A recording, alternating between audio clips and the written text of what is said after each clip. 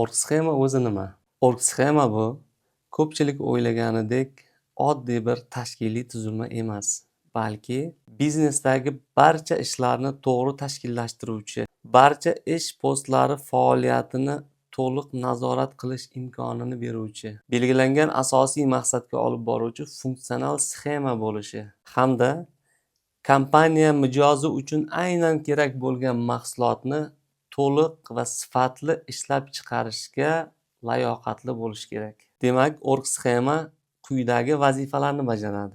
Birinchi, kompaniyada qanday bo'lim va bo'linmalar borligini belgilaydi. Ikkinchi, kompaniyada kim kimga bo'ysunishini belgilaydi.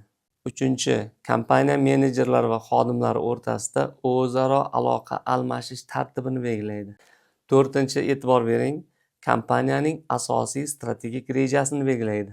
Demak, beshinchi, kompaniya asosiy jarayonlarining aniq qayerdan boshlanib, qayerda tugashini hamda kompaniyaning muntazam o'sish va rivojlanish imkonini beruvchi jarayonlarning effektiv, asosli ketma-ketligini belgilaydi.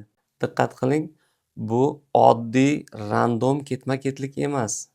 Bu aynan effektiv, asosli ketma-ketlik. Oltinchi, kompaniyaning raqamlarda o'lchash mumkin bo'lgan va analiz qilish mumkin bo'lgan asosiy mahsulotini hamda har bir bo'lim va bo'linmalarning yakuniy qiymatli mahsulotlarini belgilaydi.